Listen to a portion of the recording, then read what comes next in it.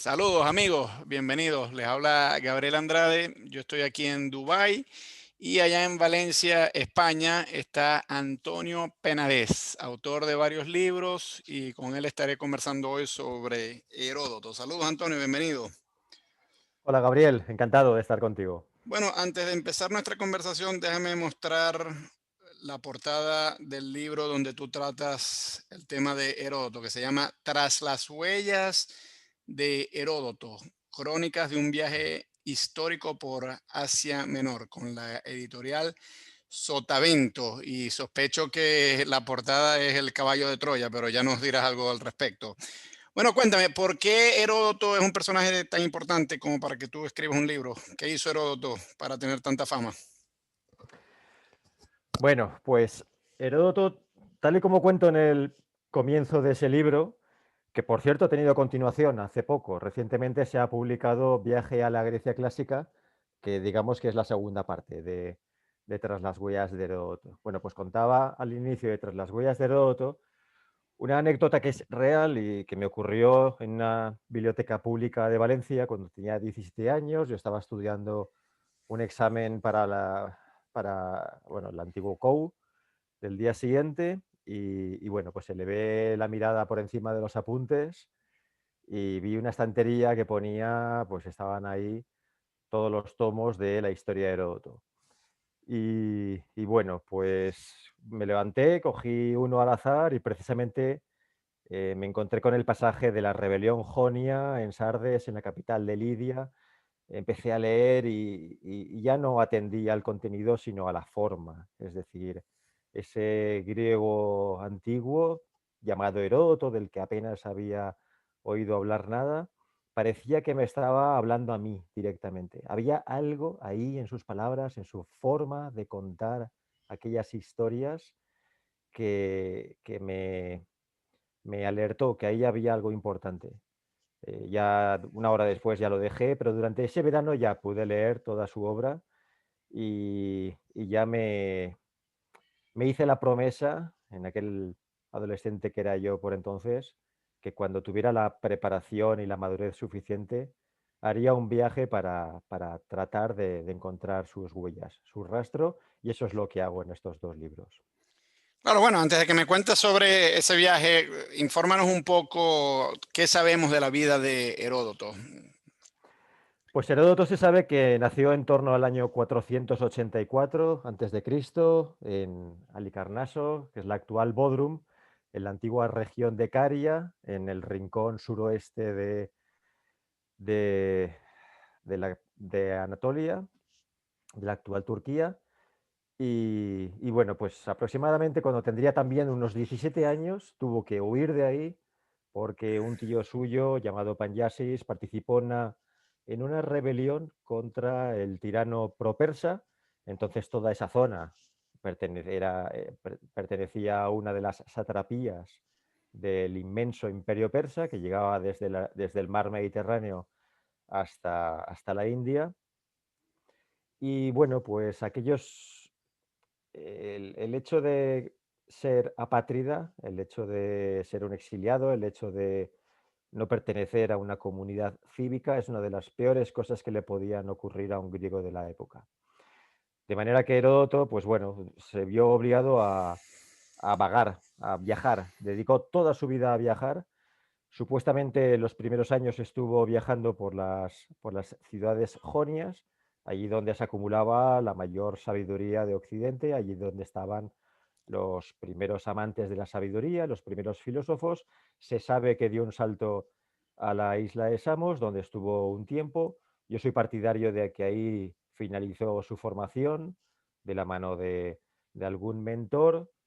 Eh, yo creo también que él tendría algún dinero guardado y de la mano de mercaderes se dedicó a recorrer todo el mundo conocido, con el propósito, ahora después lo veremos, de en su madurez escribir su gran obra, que es la historia de Heródoto. Es la primera vez que alguien crea una obra historiográfica, una historia universal de los griegos. Cuando dices que él recorrió el mundo conocido, ¿qué tan lejos llegó? Porque sé que Alguna gente podrá decir, y aparentemente sobre la base de lo que él escribe, que él estuvo en Egipto y también pudo haber llegado a Babilonia, pero algunas de las cosas que él escribe sobre esos dos países como que no son muy acertadas. Entonces, cuéntame un poco sobre la posibilidad de que él estuviera en esas dos regiones y el debate histórico que hay en torno a esto.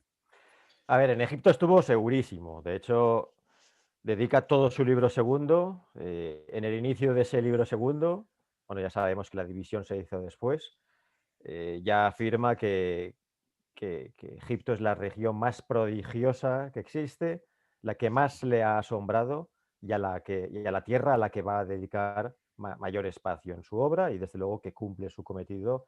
Y son infinidad de detalles que nos hacen ver que él sí que estuvo en esa tierra. Donde no estuvo es en Babilonia, eso se nota. Así que hay muchas referencias a Babilonia, no hay duda, pero son mayoría los partidarios de que no llegó tan lejos. Eh, Respecto a la segunda parte de tu pregunta, y creo intuir por dónde vas, sí, se ha tachado en numerosas ocasiones a Heródoto de fantasioso. Y vamos a ver, aquí hay un, aquí hay un debate y aquí hay una cuestión muy a tener en cuenta. La obra de Heródoto no es monolítica, es decir, ahora la tenemos dividida en 9 libros, aproximadamente la mitad, hasta el libro quinto. Digamos que es una introducción para lo que después vendrá, que es la parte puramente histórica. La primera mitad hasta llegar a ese Ecuador, él lo que hace es una contextualización, una preparación del verdadero objetivo de su obra, que no es otro que plasmar por escrito aquellos grandes hechos épicos y trascendentales que, que ocurrieron cuando él era un niño, es decir, las guerras médicas, los grandes enfrentamientos entre los persas y los griegos para evitar que cayera en el olvido. Y para ello, dentro de su coherencia y dentro de su, digamos, eh, voluntad permanente de alcanzar el fondo de cada uno de los asuntos que lleva aparejado un relato histórico de esta envergadura, lo que hace es tratar de documentarse, tratar de conocer al otro. Esto es algo totalmente innovador. Son dos aspectos eh, plenamente novedosos. Nunca se había hecho una historia universal. Hasta entonces lo que había eran crónicas locales, normalmente ordenadas por el tirano o por el gobernante de turno. Nunca se había tratado de comprender cuáles eran los orígenes y el relato histórico de todos los griegos como civilización. Y desde luego, nunca antes de este cometido, nadie había tratado de mirar el espejo por el otro lado. Lo que hace Heródoto es, en función de sus posibilidades, recorrer gran parte de las naciones que pertenecían al bando contrario, al imperio persa. Y además lo hace con una curiosidad innata, con una capacidad de asombro impresionante y va de aquí para allá consultando documentos, hablando con las personas.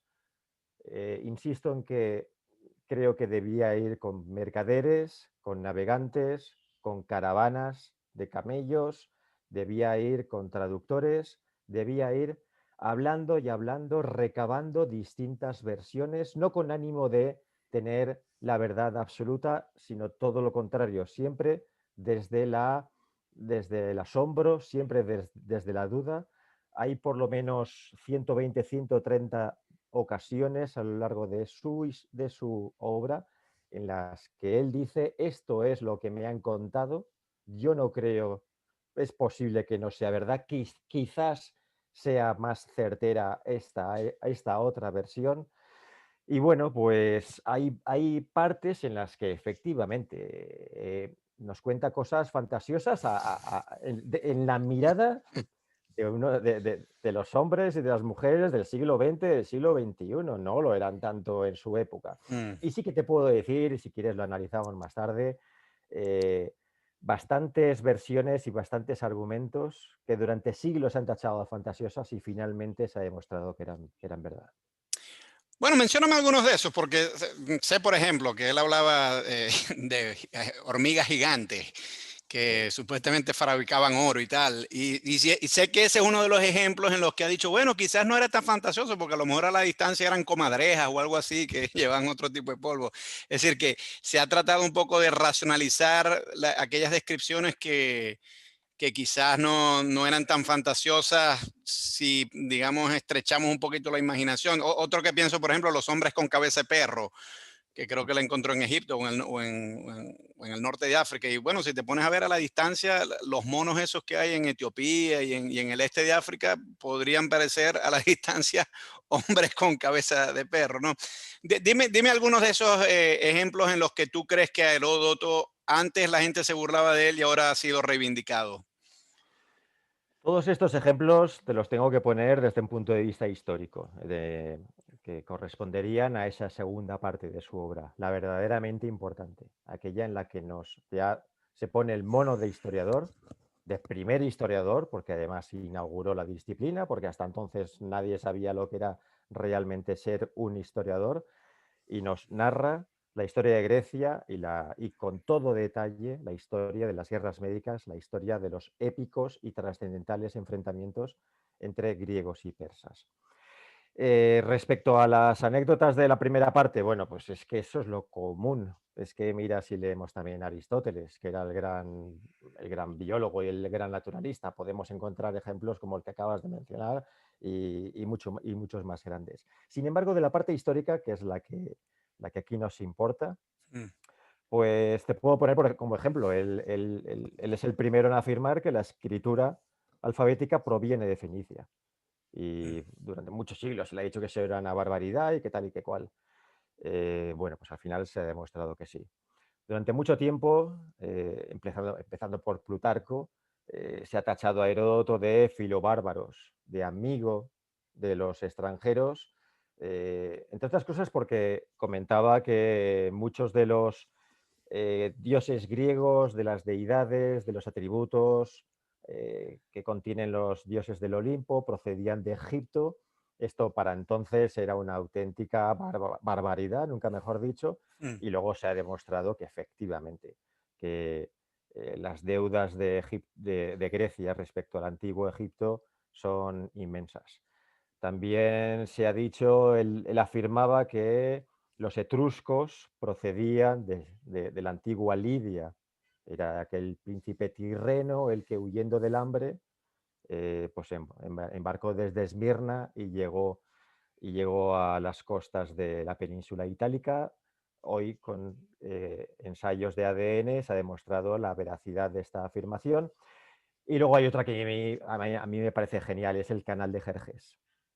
Ya sabes que eh, Jerjes se supone que para evitar que a su expedición naval le ocurriera lo mismo que le ocurrió a Mardonio en la expedición enviada por su padre Darío, que tuvo un naufragio bueno, en la península de Athos, en la península de Calcídica, en la costa de Macedonia, cuando circunnavega esa magnífica península coronada por el monte Athos de 2050 metros, pues tiene Mardonio un naufragio que le cuesta la mitad de la flota, ¿no? Pues Jerjes, bueno, más que nada en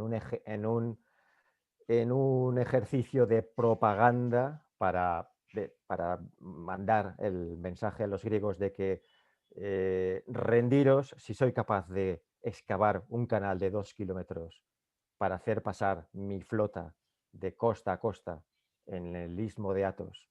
Imaginaos de qué soy capaz de hacer. Bueno, pues durante muchos siglos se ha tachado también de que Heródoto es el único que nombra este canal de Jerjes. Tucídides le hace una referencia pasajera, pero no es suficiente. Y bueno, pues recientemente, en los años 90 y acabando en 2001, una expedición británico-griega dirigida por, por dos catedráticos británicos, al final demostraron, después de las excavaciones arqueológicas, que el canal de Jerjes existió, que midió exactamente 2,2 kilómetros y que iba de parte a parte del istmo. Podríamos seguir poniendo Hay, ejemplos, pero hay un episodio sobre el cual te quiero preguntar, porque ya que mencionas este del canal de Jerjes, no sé si es en ese episodio que Heródoto narra que el mar estaba un poco embravecido y tal, y Jerjes le empezó a caer a latigazos como para sí, controlarlo. Y a mí esa historia a mí me parece tan implausible, pero ya que la estás enmarcando sí, en el contexto de una historia que los estudiosos modernos han venido a decir, no, eso seguramente sí fue verdad. Podemos incluir también, incluir como parte del relato verdadero ese detalle de los latigazos al mar. eso es verdad. Eso es un poco antes del canal de Jerjes, esto es en el paso de la flota y de las tropas terrestres entre Asia y Europa a través del estrecho de los Dardanelos. Ahí Jerjes tiende, bueno, sus ingenieros y sobre todo los fenicios, tiende dos pontones mediante todos sus barcos abarloados de costa a costa. Y bueno, en el primer intento de hacer ese tendido de barcos, bueno, pues llega una tempestad y se lleva el barco, se lleva los dos pontones, lo cual causó un retraso considerable en la expedición de Jerjes. Y entonces Jerjes mandó azotar al mar bueno, pues en repulsa por lo que había hecho. Y es la primera vez en el que Heródoto tacha las palabras de Jerjes como bárbaras e insensatas, porque eso de atentar contra un dios, que es el dios fluvial, bueno, parece un río, el dios marítimo que ha destrozado sus pontones para pasar a Europa, eso le parece a Heródoto, que además de esa vertiente racional, además era un hombre profundamente religioso, a él le parece un atentado para los dioses. Y ya te digo, es la única vez, porque él en todo momento muestra un respeto exquisito para los asiáticos, para Jerjes y el imperio persa, por mucho que sean el enemigo. Eh, es el único momento en que los llama bárbaros o las palabras bárbaras de Jerjes en un aspecto, bueno, despectivo. Claro. Cuéntame un poquito sobre la geopolítica de aquel momento, porque creo que tú cuentas en el libro que Heródoto en realidad está escribiendo una generación después de estas guerras, o sea, él no las vivió. O por lo Mm, menos, por ejemplo, la batalla de Maratón ocurrió antes de que él naciera, ¿no? Entonces, ubícanos un poco cómo era el contexto de este conflicto entre griegos y persas, al punto de que ejerció tanta influencia sobre él como para que él escribiera varios libros de historia sobre esto. Y una cosa en particular que me llama la atención es, tú dices que él recorrió el territorio persa. Bueno, si había tantos conflictos, lo que a mí me ha costado imaginar era cómo el gobierno persa permitía que un griego caminara a sus anchas así, o sea, no había sospecha que podría ser un espía o algo así. ningún problema. El imperio persa era un imperio perfectamente pragmático, permisivo, permitía toda clase de religiones, toda clase de regímenes políticos en sus territorios. Ellos lo único que pedían es que cada uno de los 20 sátrapas en los cuales a los cuales pertenecía esa división administrativa del inmenso territorio, pagaran el tributo anual. Les importaba un bledo lo que hicieran con sus dioses, con sus normas, etcétera, y había una libertad total. Y la prueba es que la ciencia, la filosofía, eh, allí donde hubo un esplendor artístico en el pensamiento, en las leyes, la primera vez que se abandona el mitos y se adentra en el logos, la primera vez que el hombre se vuelve racional es precisamente en esas mismas costas minorasiáticas, esos griegos que son sin ningún problema súbditos del imperio persa. De hecho, Heródoto, vamos a ver, cuando ocurren las guerras médicas, él es un niño pequeño. Las guerras médicas empezaron en 490, acabaron en 479, él nació en torno a 484 y, y a pesar de que él es griego y se congratula de que en ese inmenso enfrentamiento fueron los griegos los que fueron capaces de hacer frente a esa magnífica expedición, el gran el mayor movimiento de un ejército terrestre jamás habido y jamás pensado, en torno a unos 200.000 soldados. A pesar de ello, él no está de acuerdo con el movimiento que dio lugar a, a las guerras médicas, que fue la rebelión jonia, que fue en 499 la decisión de Mileto, del tirano Aristágoras de Mileto, de, con ayuda de algunas otras ciudades jonias, rebelarse contra los persas, adentrarse en Sardes, la capital de Lidia, que era la capital de la satrapía, e incendiar la ciudad. Esto a Heródoto le parece un acto que va en contra de la ley, un acto que jamás debiera haberse hecho. Ya sabemos que ahí se recibe la ayuda de los atenienses y ese es el motivo por el cual Darío quiere mandar sus expediciones contra los griegos. El imperio persa, insisto, estaba totalmente inmiscuido en la cultura griega. No había ningún problema hasta la llegada de la rebelión jonia.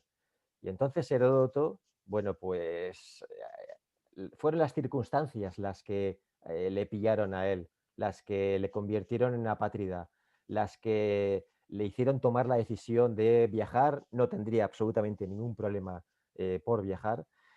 Y además, dentro de sus circunstancias, él, siendo joven, tuvo ocasión de entrevistar a participantes en, en las guerras médicas. Es decir, dentro de los enfrentamientos entre griegos y bárbaros, hubo más griegos luchando en la expedición contra Grecia que griegos defendiendo sus propias fronteras. Tenemos que sumar a todos los griegos que pertenecían a Eolia, a Jonia, a Caria, es decir, todos los griegos de todas las ciudades populosas situadas en el mar Egeo, en la parte asiática, y además la cantidad de mercenarios griegos que fueron contratados por Jerjes para atacar a las ciudades griegas. Con lo cual, Heródoto tuvo posibilidad de recabar un montón de testimonios de primera mano con los cuales elaborar ese relato histórico gracias al cual hoy tenemos conocimiento de las guerras médicas. Insisto, en su épica y también en su trascendencia, esto que llamamos civilización occidental es lo que es gracias a que, en contra de todos los pronósticos, los griegos fueron capaces de repeler ese inmenso ataque. Y Heródoto, consciente de esa épica y esa trascendencia, nos traslada a un relato que, insisto, desconoceríamos casi totalmente si no llega a ser gracias al primer historiador. Claro. Mira, Antonio, cuéntame un poquito de 300, porque la forma en que tú me estás hablando sobre Heródoto, pues lo presenta como un hombre que, digamos, ve el rostro humano de los persas. Es decir, si bien hay una guerra entre ese imperio y lo que en un inicio fue mi patria, bueno, yo aquí más o menos, siendo Heródoto, trato de, pues, presentar los hechos más o menos como fueron, sin caer en fanatismo y decir, bueno, los persas son subhumanos y nosotros los griegos somos los mejores del mundo y tal. No, como tú muy bien dices, hay un esfuerzo en conocer al otro y en conocer el otro lado de la historia, ¿no? Pero 300 no es así como presenta esta historia. En 300 los persas son subhumanos, es decir, son gente muy, muy mala, e incluso la forma en que algunos de ellos están representados tiene un aspecto monstruoso, ¿no? Y los espartanos son gente muy, muy heroica. Y a pesar de que 300 se basa en, bueno, en algunos hechos documentados por Heródoto, en esta famosa batalla de del paso de las Termópilas, yo veo aquí que la forma en que 300 cuenta la historia es muy distinta de lo que tú me vienes contando sobre cómo la cuenta Heródoto, porque digamos que Heródoto, bueno, yo no creo que tenga la objetividad periodística de hoy, pero sí hay un esfuerzo en, digamos, verlo desde varios ángulos. En cambio, en 300 no, es una cosa muy maniquea, donde los persas son muy malos y los griegos son los muy buenos. ¿Cuál es tu juicio, habiendo viajado por esa zona y habiendo conocido tanto la obra de Heródoto, sobre 300? ¿Le hace justicia a Heródoto? ¿No le hace justicia? ¿Cómo lo ves? Bueno, no le hace justicia muy bien a quien tiene que hacérsela, que es al cómic de Frank Miller. En definitiva, 300 es la transposición al cine de un magnífico cómic. Y entonces, visualmente, desde luego es como si estuviéramos leyendo el cómic. Me parece una película magnífica, una forma muy acertada de adentrarse en este universo. Y además, 300 tiene bastantes guiños que denotan que Miller y también el director de la película ha leído la historia de Heródoto. Hay un montón de referencias a Efialtes, a la Sendanopea, a afirmaciones y dichos que transcurrieron en... Ay, te perdí el audio, pero te pido que no te vayas porque eso ocurre. Tengo un poquito de paciencia ahí porque en un minuto yo creo que vuelve. Eso que a veces que la conexión falla. Sigue hablando porque yo creo que va a volver. No, sigo sin escucharte. Ahí, adelante, disculpa, Antonio. Ahora sí te oigo. Vale, Sí. que 300, sin embargo, tiene bastantes guiños que denotan que tanto Miller como el director de la película han leído a Heródoto. Heródoto. Y sin embargo, como bien dices, hay un inmenso contraste entre la versión maniquea del cómic y de la película y Heródoto, porque si Heródoto de algo se preocupa a fondo, es de utilizar algo también novedoso para esa época, como es la empatía. Es decir, desde luego que se congratula de la victoria de los griegos, pero él nunca presenta a los persas como los malos. Por eso es un gran clásico, al igual que lo es Homero, cuando en la Ilíada nos presenta a dos bandos enfrentados, los aqueos y los troyanos, y cada uno lucha pues en función de sus intereses y de sus prioridades y de sus circunstancias. E igual que en la Ilíada no hay buenos y malos, de hecho la Ilíada de haber alguien bueno son los troyanos y el protagonista, el más virtuoso de todos, es el príncipe troyano Héctor.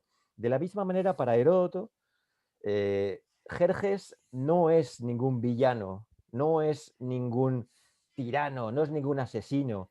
Es más, hay un capítulo maravilloso dentro de la historia en la que nos describe cómo fue la toma de decisión para el inicio de la expedición por parte de Jerjes. Él no tenía ninguna ganas de invadir Grecia, ninguna.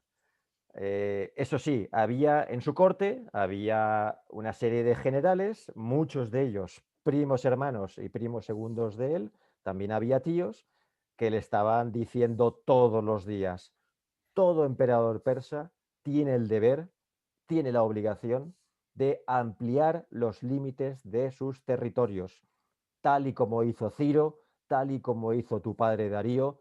Tu padre Darío tuvo una ofensa por parte de los atenienses que no fue atendida, no fue finalizada, y tú tienes que continuar con ese plan que él ya tenía trazado. Jerjes se resiste una y otra vez, y al final es un sueño el que le convence de la necesidad de ir y emprender esa expedición. Jerjes, Heródoto nos presenta a Jerjes humanizado, sin blancos ni negros, con grises, con matices, con un relativismo que hoy en día nos debe asombrar a nosotros, habitantes de este planeta del siglo XXI. Hay otro pasaje que quiero destacar, que es cuando su padre Darío se sienta y coge a habitantes de los dos extremos, de los dos confines de su imperio. Por una parte, a griegos jonios y por otra parte a indios calatias. Mm, Y les dice, a ver, vosotros, decidme, cuando se muere vuestro padre, ¿qué hacéis con él? mm. Y entonces los indios calatias dicen, pues mira, nosotros lo que hacemos, Lo nuestro quemamos. mayor gesto de amor es coger el cadáver de nuestro padre, subirlo a las montañas para que los buitres se lo coman. Y entonces los griegos empiezan a aullar, pero qué barbaridad, pero ¿qué es eso? Y entonces los griegos dicen, nosotros, sin embargo, lo que hacemos es quemar esos cadáveres. Y los indios calatias dicen, quemar esos cadáveres, ¿cómo podéis hacer eso? ¡Qué barbaridad! Y es entonces cuando Heródoto dice, y es que tal y como decía Píndaro, la costumbre es la madre de todo. Eso en un griego del siglo V antes de Cristo, con esa visión helenocéntrica, en la que los bárbaros, esos que hablaban en otro idioma que no era griego, estaban en segunda fila. Los únicos que les causaban alguna admiración, si acaso eran los egipcios y los babilonios, porque tenían eh, una sabiduría científica más desarrollada, pero en todo lo demás no tenían ningún aprecio.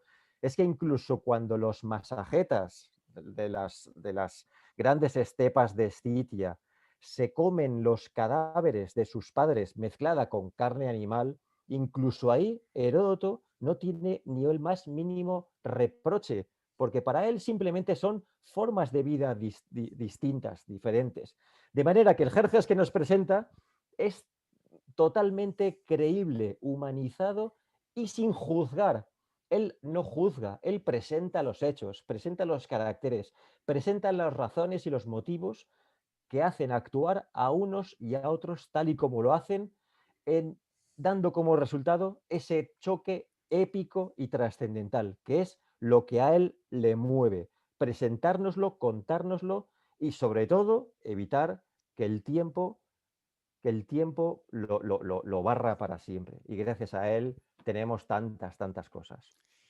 Bueno, Antonio, lo que pasa es que tú sabes, ahora de que estás hablando de esta famosa historia, porque es archiconocida, de cuando el rey Darío trajo a los indios y a los griegos y les preguntó sobre sus costumbres funerarias.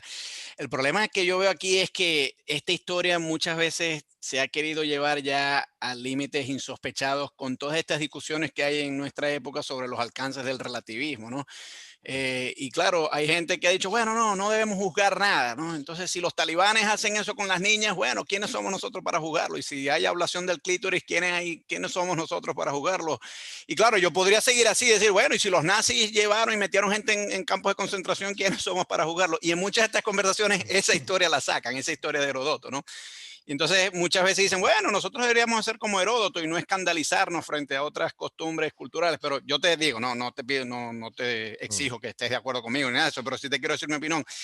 A mí llega un punto en que yo sí tengo que trazar una raya y decir, hay ciertas cosas que ya yo aquí no puedo tolerar. Es decir, bueno, costumbres funerarias, sí, de acuerdo, eso a mí me parece muy bonita esa historia y la puedo Mm. abrazar, pero ya cuando se quiere usar a Heródoto para justificar otras cosas que ya serían propiamente atrocidades que ocurren en otras culturas, cónchale, ahí yo quisiera que dejaran a Heródoto en paz, que no lo trajeran a este tipo de discusiones para tratar de justificar lo que a mi manera de ver es injustificable, apelando a un relativismo cultural bueno, que yo creo que en nuestros días a veces se desborda un poco y se exagera. Pero bueno, en fin, No, permíteme que te...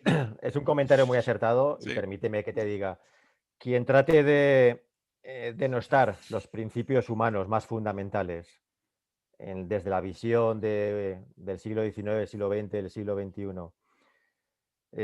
haciendo uso de argumentos históricos, de personajes de la historia, etcétera, lo único que pretende, o lo único que pretendería es politizar la historia o adecuar ciertos elementos históricos a su nefasta ideología.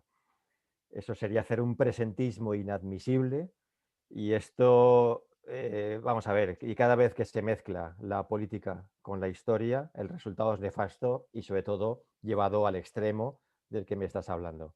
Cuando hablamos de Heródoto hay que hablar con admiración, hay que ponernos además en la mente del hombre antiguo y hay que admirarse precisamente de su mentalidad moderna y de su honestidad. Y quien quiere tergiversar esas palabras y esas ideas con propósitos políticos, ideológicos, o ya no te digo genocidas, eh, bueno, en fin, no tengo ni palabras y debería ser arrinconado para siempre, vamos. Está muy bien con eso, Antonio. Mira, Antonio, te quería preguntar otras cosas sobre el lado ingenuo de Herodoto, ¿no? Porque claro, tú me has dicho lo buen historiador que ha sido, pero también me has dicho que tiene su lado ingenuo. Y bueno, yo lo que te pregunto aquí es, ¿de dónde le vino esa ingenuidad? Porque si este hombre fue tan inteligente como para entender que en una disputa bélica hay que escuchar bando y bando y que un buen reportaje hay que entrevistar a la gente como él hizo y tal. ¿Cómo es que a veces se queda fallo en no tener suficiente suspicacia como para no creer algunos de los cuentos que le echan? Y por ejemplo, pienso en otra de las historias famosas que casi todo el mundo le reprocha a Heródoto de haber contado, la famosa prostitución sagrada no sé si es en Babilonia o en donde había prostitutas en los templos y tal. Y hoy la mayoría de los historiadores dicen, no, eso no es así, eso Heródoto se dejó llevar por, bueno, por cuentos que él oía y que repitió, pero que muy probablemente eso no ocurrió así. Cuéntame un poco sobre la personalidad de Heródoto y con respecto a este tema de la ingenuidad, porque siempre se le ha querido acusar como uno de los grandes ingenuos de la historia. Y con el retrato que tú me estás presentando, la verdad es que yo no lo vi un tipo nada ingenuo, pero entonces, ¿de dónde aparecen esos episodios donde él aparentemente peca de ingenuidad? A ver, esos episodios, insisto, que están siempre en la primera parte. En la parte que guarda relación no con el Heródoto historiador, sino con el Heródoto cronista de viajes, reportero, Ujú. en el que él, insisto, utiliza más de 120 veces la palabra dudo, puede ser, no me parece demasiado plausible. Y cada vez que alguien extrae una de estas citas y la hace pública e incluso trata de destrozarla, pues lo tiene muy fácil. A Heródoto hay que leerlo de una tacada, de una sentada, entero, eh, adentrándonos en su mente. Es decir, él jamás peca de ingenuo. Si acaso da una versión que le han contado, de la que normalmente dice que duda, y siempre en la parte de sus viajes. Esto es como si hoy, con las... Y no te hablo de los medios que había entonces, de los medios de comunicación, de la información que había, etcétera. Él va de ciudad en ciudad, de nación en nación, con un traductor en la mano, y le van contando historias, y de los cientos y cientos de historias, él hace una selección de las que le parecen más interesantes y que son susceptibles de contribuir a la contextualización de lo que después va a contar. Eso no tiene nada de ingenuo, sí que tiene mucho de una capacidad de asombro, de absorción, una curiosidad, de una envergadura que jamás se ha vuelto a ver. Y sin embargo, cuando en la segunda mitad de su obra él ejerce estrictamente de historiador, ahí sí que no hay nada, nada que echarle en cara. Si acaso habría una cosa, que es las cifras de los soldados, ¿vale? Sí. Y sé que me lo ibas a decir, pero esto es No, pero un no es el error, único, no es el único en la esto antigüedad. es un error en el que no había un solo historiador antiguo de los que vinieron después de él, porque insisto en que él fue el primero, Mm. es un fallo en el que nadie deja de incurrir, nadie. Sí, sí. Sí que soy consciente, hay que ser consciente de que era muy difícil hacer una contabilidad Claro, no había los desastrosa. métodos estadísticos No que hay había hoy los... ni tal. Sí, bueno, esto de los números, por ejemplo, sé que creo que tú lo comentas en el libro, que él decía que Babilonia tenía 50 entradas o algo así, lo que en realidad los arqueólogos han descubierto 5, 6 o 7, no más de eso. Pero como tú Ujú. dices, esto en la antigüedad no había gran nociones de números. Por ejemplo, pienso en un episodio muy famoso, posterior a Heródoto, incluso 3 o 4 siglos después. Josefo cuenta que un soldado romano se bajó los pantalones en el templo de Jerusalén y se tiró un pedo. Y entonces eso molestó mucho a los judíos y como por ese pequeño incidente hubo 20.000 muertos ese día. Y dice, bueno, pero 20.000 muertos por un pedo, porque un tipo se mostró el culo. Difícil de creer, pero claro, es toda una tendencia que hay en la antigüedad. Entonces, sí, yo estoy de acuerdo contigo, no debemos cometer el anacronismo ese de exigirle peras al olmo y en una época que no había métodos cuantitativos ni cursos de estadística a un hombre que más bien hizo mucho. Y mira, yo quiero enfatizar mucho unas cosas que tú has venido diciendo, a ver si tú me puedes comentar un poquito más sobre esto, porque hoy que está tan de moda acusar a la civilización occidental de ser racista, de ser homofóbica, de, de proyectar colonialismo sobre África, sobre Asia, sobre América Latina y tal. Y muchos de estos grandes críticos de la civilización occidental incluso dicen, ya esto viene incluso desde los propios griegos, que se creían superiores y tal. Pero si yo leo Herodoto, yo más bien veo que no, que es más bien todo lo contrario, como tú has venido diciendo. Es decir, es de los pueblos menos etnocéntricos en la medida en que va y busca conocer a los demás. Es decir, no fueron los persas los que realmente se interesaron tanto por los griegos, fue más bien al revés, fueron mucho más los griegos los que se interesaron por los persas. Entonces, yo vería a Heródoto en buena medida como punta de lanza para responder a estos hipercríticos de la civilización occidental que dicen, no, es que Occidente siempre ha estado concentrado en sí mismo, menospreciando a todos los demás porque tiene aires de arrogancia y porque siempre ha sido colonialista o supremacista y todo aquello. Y más bien no lo veo así, más bien es todo lo contrario. Es decir, han sido los griegos y bueno, luego los romanos y luego ya los europeos los que han salido a otras partes del mundo a conocerlos, mientras que más bien esas otras partes del mundo han parecido estar estancadas en sus propios mundos y no querer venir a conocer a los otros pueblos. No sé si me quieres comentar sobre eso, sobre el contexto de Herodoto en torno al debate actual sobre los méritos de la civilización occidental. Sí, totalmente de acuerdo. Vamos a ver, el mismo concepto de Grecia, la Hélade, estamos hablando de ciudades-estado, estamos hablando de unas fronteras que ni siquiera existían. La Hélade se extendía por todo el Mediterráneo. La Hélade era todo aquel espacio físico donde hubiera ciudades y colonias griegas. Ya está. En cada una de esas ciudades y colonias griegas, especialmente las portuarias, tenían una mezcla tan inmensa de nacionalidades, de idiomas, de costumbres, de razas, de orígenes, que, que es que apenas existía, quitando, por supuesto, las partes del interior, las partes de la Cedemonia, no existía esa supremacía ni nada de esto. Vamos a ver, Heródoto era un gran partidario del comercio. Él procede de Caria, él procede de Halicarnaso. Él es bien consciente de que toda la prosperidad de todas las ciudades griegas de Asia Menor se la deben al intercambio de mercancías, al intercambio cultural. Aquella antigua Halicarnaso en la que él pasó su infancia y su juventud, él todos los días de su vida se cruzaría con fenicios, con egipcios, con chipriotas, con africanos, con súbditos de todo el imperio persa.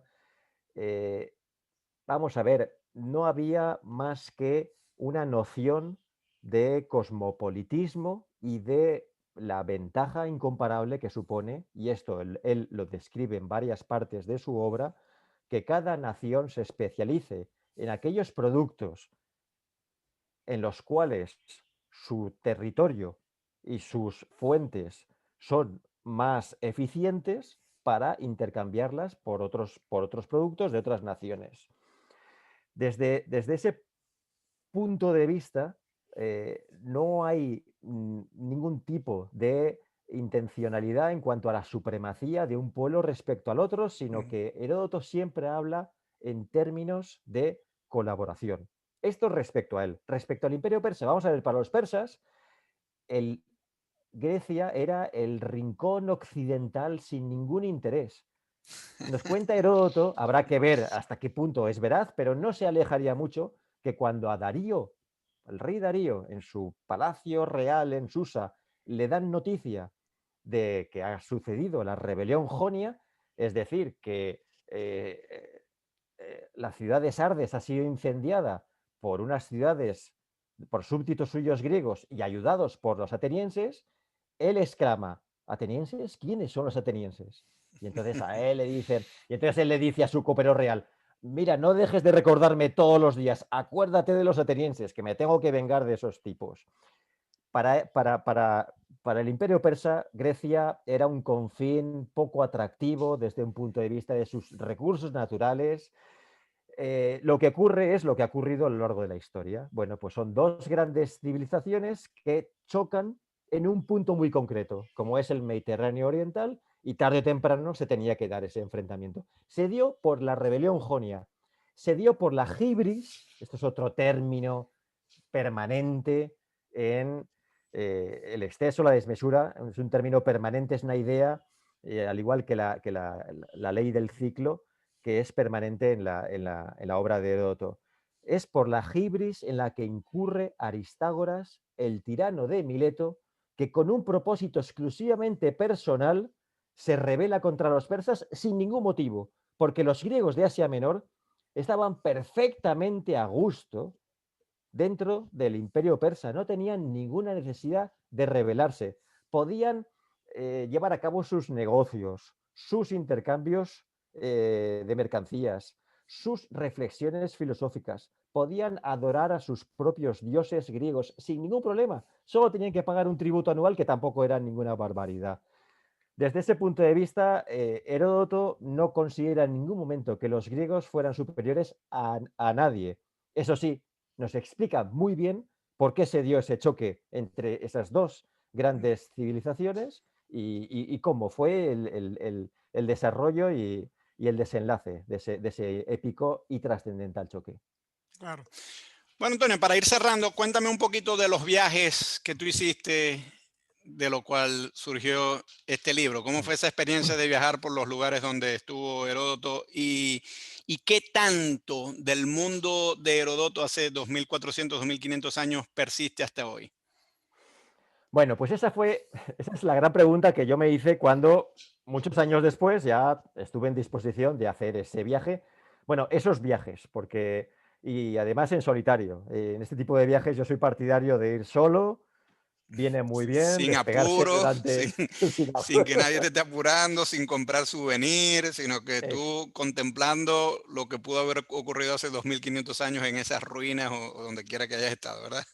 Exactamente. El mes de octubre es un mes fantástico en el que no hay turistas, aún hace una temperatura ideal, te puedes bañar. Y bueno, pues hice dos viajes. El primero que dio lugar tras las huellas de Heródoto, que es por Asia Menor, por la parte asiática, y el segundo viaje que dio lugar a viaje a la Grecia clásica, bueno, retomo el viaje allí donde lo dejé entre las huellas de Heródoto, que es en la actual frontera greco-turca, y bueno, pues realizo todo el trayecto hasta llegar al desfiladero de las Termópilas y concluyo con la batalla. Ahí me detengo unos días en Monte Athos, en uno de los monasterios bizantinos, en los que, bueno, esto daría lugar para otro programa. Los monjes siguen viviendo igual que hace 1000 años, en esa península teocrática dentro de Grecia, que son los 20 monasterios de Monte Athos, y esa estancia también la cuento en el segundo libro, en Viaje a la Grecia clásica. Entonces, como bien dices, mi duda fue, bueno, yo voy a ir tras las huellas de Heródoto, voy a encontrar esto, no lo voy a encontrar. Pues mira, sí que lo encontré, Gabriel.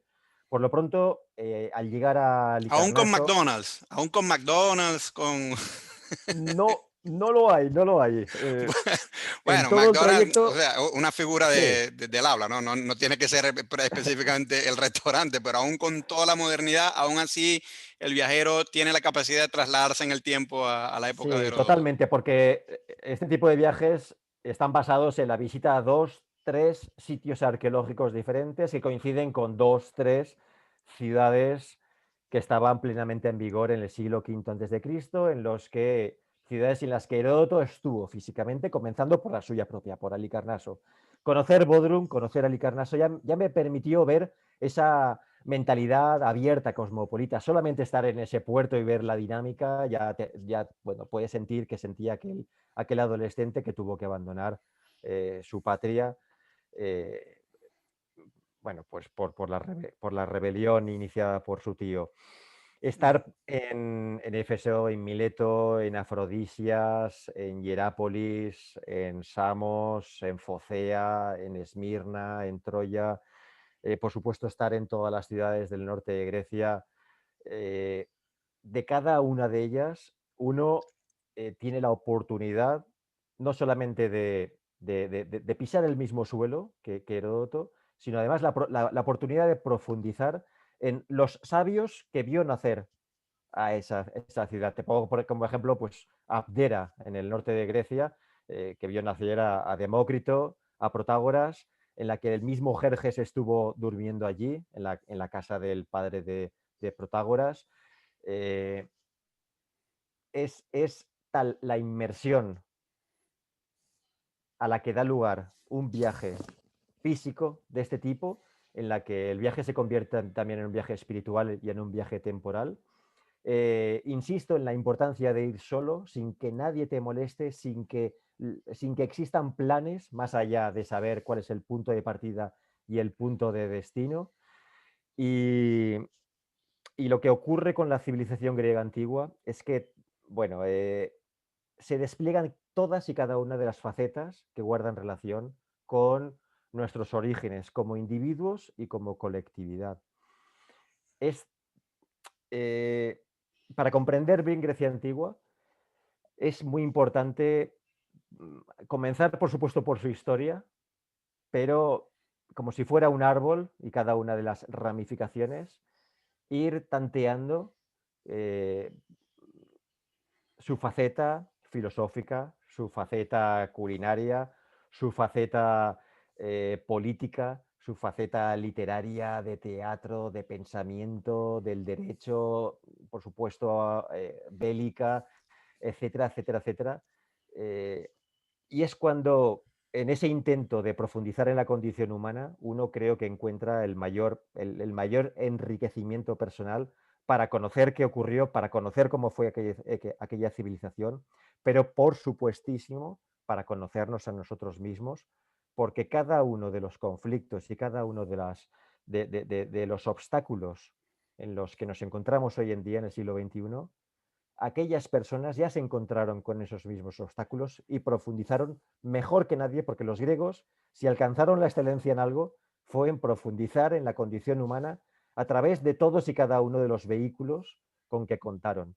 Ha cambiado la ciencia, ha cambiado la tecnología, pero nada más, somos siendo exactamente los mismos y provenimos de esos antepasados que vivieron en esas tierras en el año 2500 hace 2500 años, perdón. Claro. Bueno, antes de irnos, Antonio, quería mostrar nuevamente la portada de tu libro y quiero que me cuentes un poquito sobre a qué viene el caballo de Troya, porque siempre pensé que el caballo de Troya era de Homero, es decir, porque viene hacia el final de Sí. bueno, creo que es en la Ilíada donde se cuenta, ¿no? Que a Odiseo se le ocurre esta idea de regalar el caballo a Troya en el asedio. Y Heródoto es un autor muy posterior a lo que, tanto a Homero y mucho más a lo que pudo haber ocurrido en esa guerra. Entonces, ¿cuál es la conexión entre este caballo y Heródoto? Como para que tú lo incluyas en la portada. Bueno, la portada fue una propuesta de la editorial Almuzara. La verdad es que es una portada preciosa y sí que guarda íntima relación con el relato, dado que hay un capítulo completo que se dedica a Troya, a la ciudad de Troya, justo antes del paso de los Dardanelos, del gran paso entre Asia y Europa, por parte del ejército de Jerjes. Pero es que además Jerjes se detuvo en Troya y se hizo por parte de los griegos que combatían del lado asiático, se hizo una ofrenda en el templo de Atenea que había en Troya.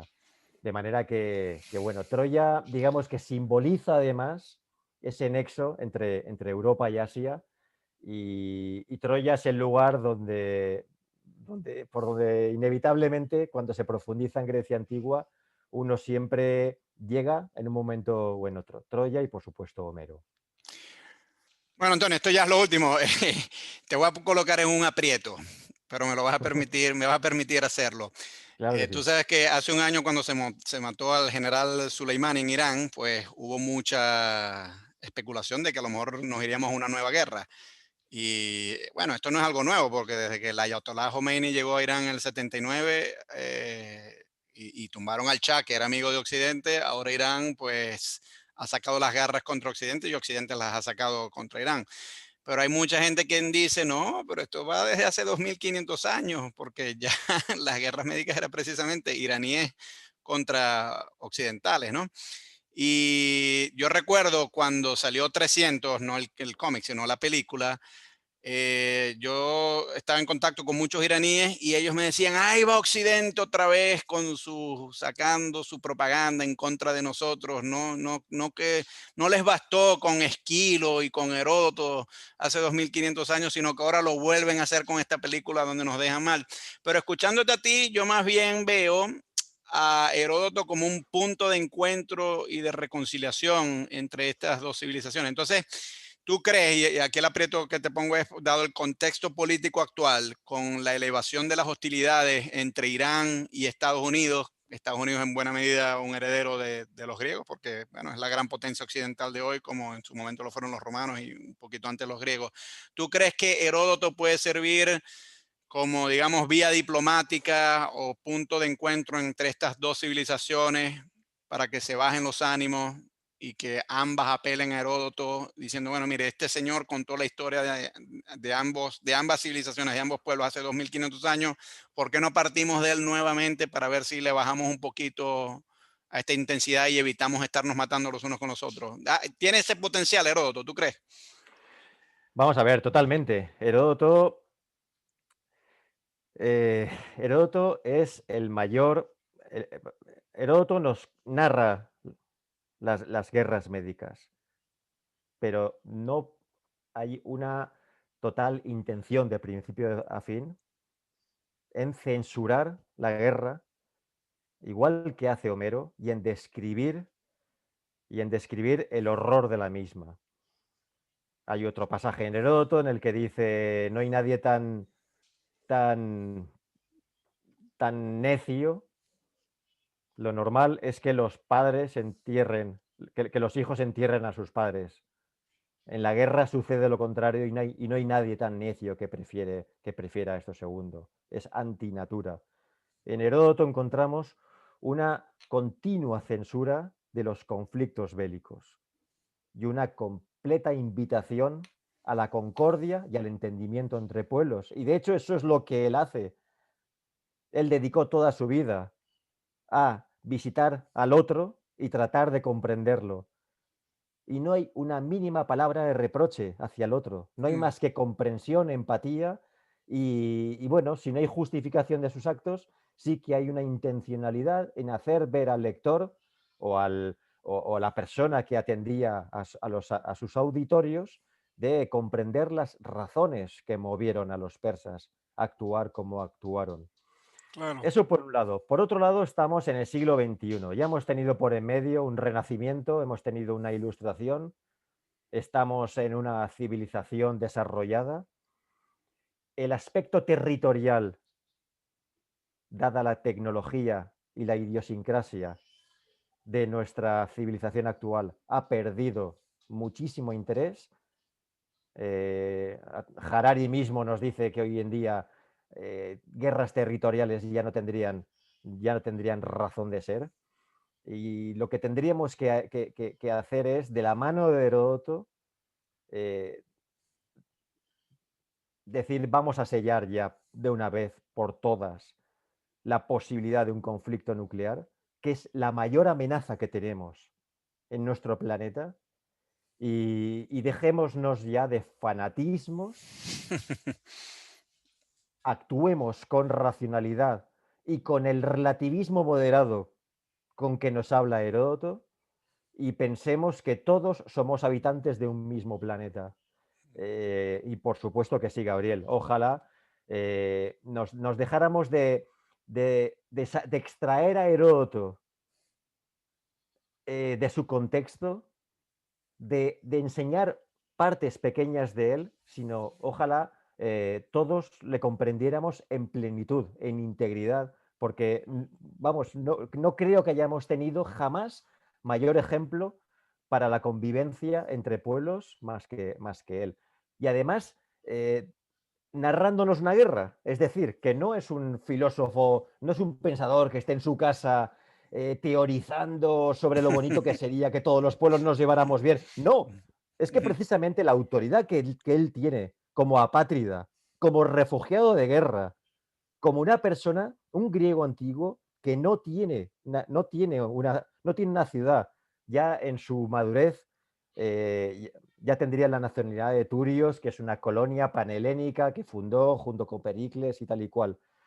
Él, desde su condición de apátrida y de refugiado, nos cuenta la guerra y desde esa misma narración y desde el esfuerzo inconmensurable de conocer al otro, nos tiende la mano a todos para la concordia y para que nos lleve bien. No desde el buenismo, que eso no llega a ninguna parte. No, no, sino precisamente Mm, desde el conocimiento a fondo de los conflictos bélicos. mm, Es más, él cuando escribió la historia ya había empezado la guerra del Peloponeso, mm. La cosa que guerra, le dolería mucho más, porque él claro. moriría en torno a 424 a.C., la guerra entre la Liga Espartana La ateniense. y la Liga Ateniense comenzó Mm, en 431, ya llevarían 7 años matándose griegos contra griegos. Las guerras civiles, después de las nucleares, ojalá nunca las tengamos, son las peores que existen, y eso sí que le dolería especialmente. mm, Y eso nos lo cuenta muy bien Tucídides después. claro. Y desde ese contexto de guerra, él denuncia la guerra y nos plantea la posibilidad, desde el ejemplo suyo, de que todos nos podemos tender la mano y que no sigamos jamás a los políticos ni a los interesados, como fue el tirano Aristágoras de Mileto, en la guerra.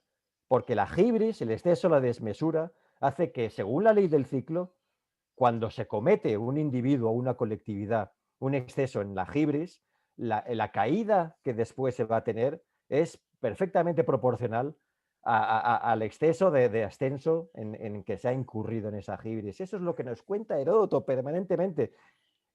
No hay mayor ejemplo, Gabriel. Claro.